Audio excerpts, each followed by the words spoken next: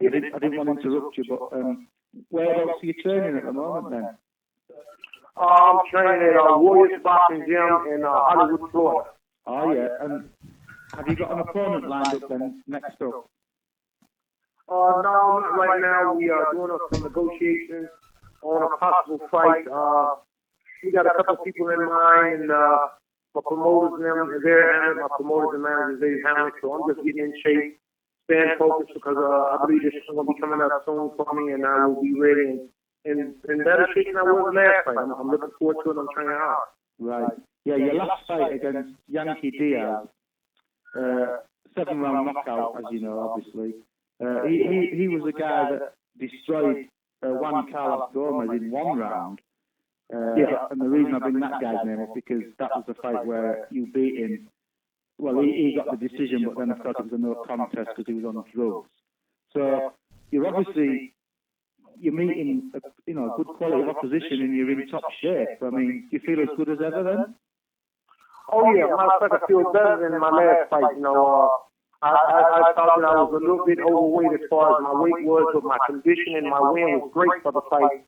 But my weight caused a couple of problems as far as my hand reflexes, my speed and things. So I'm getting my weight down so I can have the maximum speed along with my condition. And that's coming along great. And so I got to kind of put a little bit more intensity in my training and things to lose weight to feel. As far as my feeling, I be in condition, but as far as my weight concerned, as far as my hand speed and my timing is very important, fighting world-class fights. So that's what I'm focusing on, and I will be in a lot better shape as far as my weight is concerned. And I think we'll have a more spectacular fight and knockout over my next fight. Yeah. What's your ideal weight then, Oliver, now at age 40? Are you trying to get down to the same weight as you were in your 30s, or have you bulked up a bit more but you carry the weight more comfortably now? What's your ideal weight now? Well, I carry my weight real comfortably, but to have the actual speed to be my most effective speed, along with my condition at the age I am, anything under 245, I feel that I should be very effective as far as my speed and connecting. And so anything under 245, that's what I'm aiming for. 238, 239 would be excellent. World-class, world title fight shape. But anything 245 or under, I think I'll be in great shape, and that's about 14 pounds less than what I weighed in my last fight. Yeah. I mean, you've always been a guy that's had an impressive physique. You've always looked in shape. You've always looked solid. What's different now in terms of, are you doing anything different now in your training approach? As a veteran as you are, do you do different things now? Do you do less road work and more abs exercises or anything like that? Or is it the same all over McCall? You know what to do and you just grind it out in the gym? Well, I want to try to do the same that I've done, and I try to pick it up in different areas that I see that I need to pick it up in. I have a little light weight work in my routine now. So my little weight work, that's helping me tone my body and also lose a little weight as far as a lot of light reps with the weight. So that's what I've added to my weight regimen. As far as my running, I just want to stay consistent with my running. I know the older fighters, what they do wrong is they would kind of lag off for running to where I'm older, so I don't have to run as much. And that's not true, although you don't want to overdo it, but then you want to make sure that you're getting enough running for your win and staying in shape and staying motivated and having that young feel. I believe the older fighters, when I'm in the gym, I really want to feel young. I don't want to be just lopping and loping around the gym. I really want to be effective and put all I can put in my training regimen. Sometimes I have those days, by me being an older fighter, I have those lackluster days where I don't feel like training. And those are the days that you got to push it even more, because I realize that being an older fighter, you're going to have 4 days where you don't really just feel up to it because of your age and your body. But then that's where it's got to be a mind over matter. Yeah. Well, I mean, Oliver McCall, you're a guy, you're a well-known name. You've always been in top shape. You're one of those guys that, even when you've lost, you've always got in the ring in physical great shape. You've never been out of shape. what do you see in today's picture of the heavyweight scene? I mean, you fought right in the middle of a great era. Where do you see yourself today against these Russians and people that seem to be taking over? I mean, you see yourself right in the middle of those guys. Yeah, I see that I'm in the middle of a transition as far as the world's concerned, as far as the world dominance in the heavyweight division from, of course, the Russians and all over that way. And that's just a fact, you can't, you have to put it like it is. In a way, I'm happy about that to a certain extent, that I'm still in the boxing hunt, that I'm still a world-class fighter, that I still have a goal that surpasses just wanting to fight Lennox Lewis again, a third time, thinking that, I always wanted that. And now something that came up that makes and takes my focus off Lennox Lewis altogether. He can stay retired. There's no problem with that. I want to have a couple of duplicate fights that I had against Orlando Mascale, knocking him out in one round. I can even look past that. I want the other Russians. I want Klitschko's. I want Valued. It's a couple of other top 10 Russian heavyweights that's coming up. And I really want to fight these guys and to get a couple of victories over one or two, or I can even see 3 or 4 of those guys before I retire. I'll be a great way to hang up my gloves.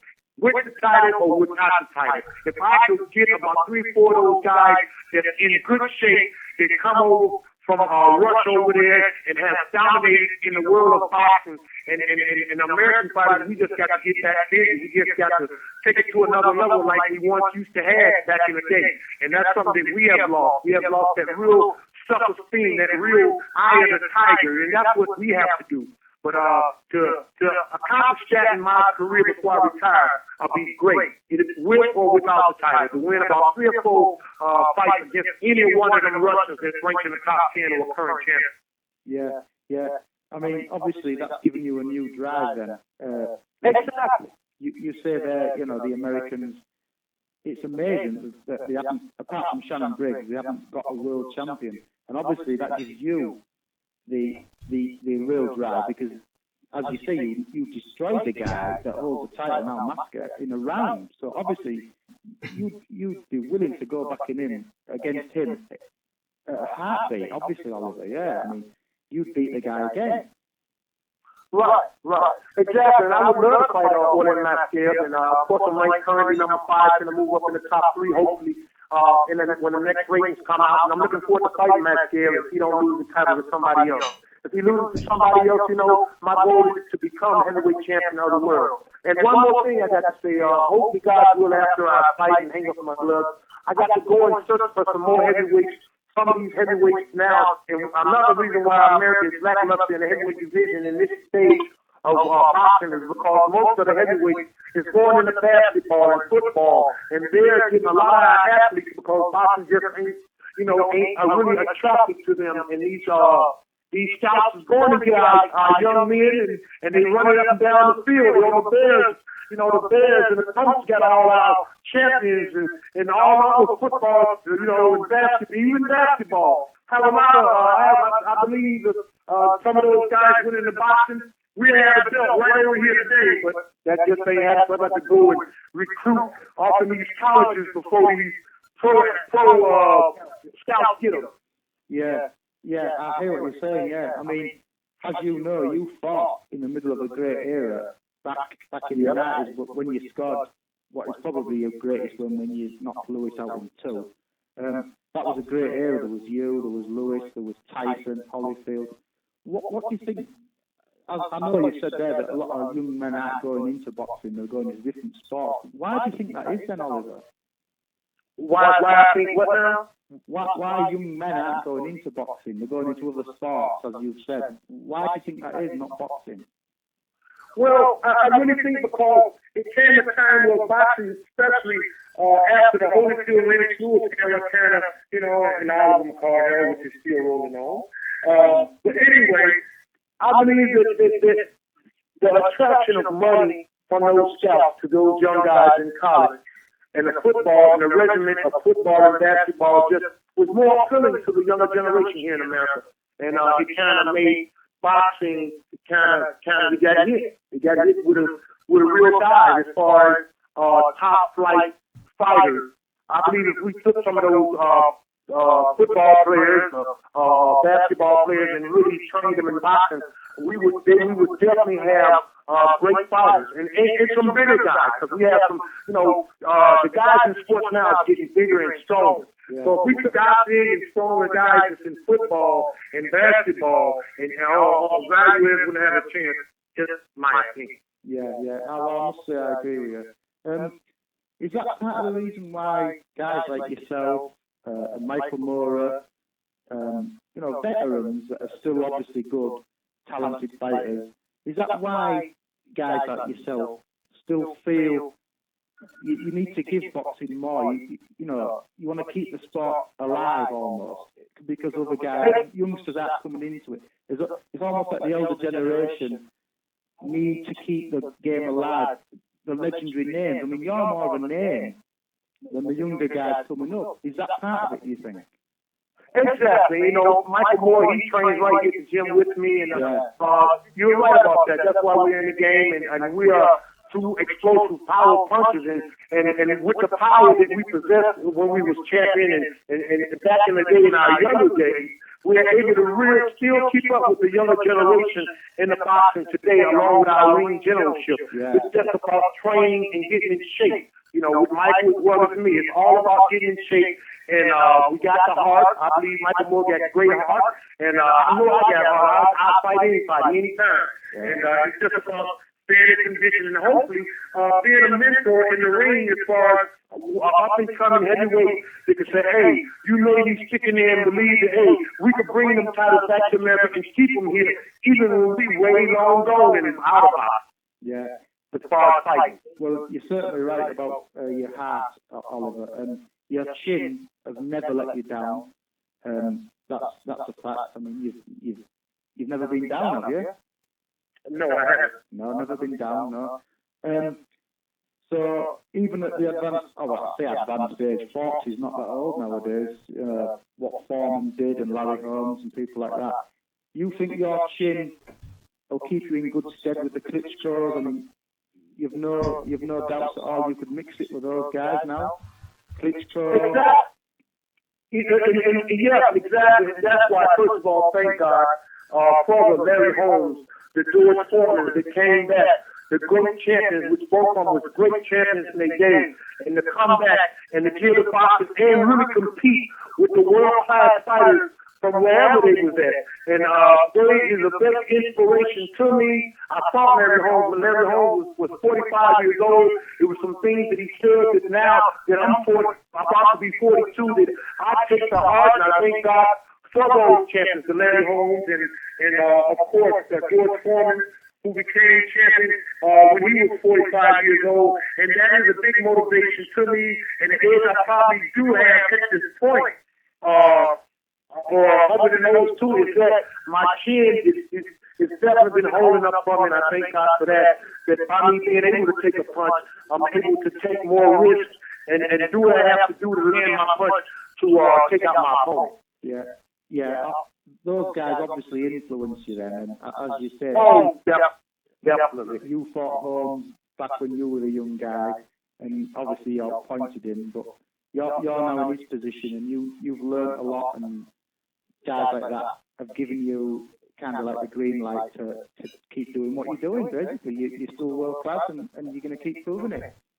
Exactly. And thank God they already went that path. And I've seen it, was able to be done. And I know that if it's been done there, it can be duplicated again. And so that's one of my missions, to do that, to stay focused, and just stay focused and keep looking forward, keep pressing forward. Well, I wish you best luck, Oliver.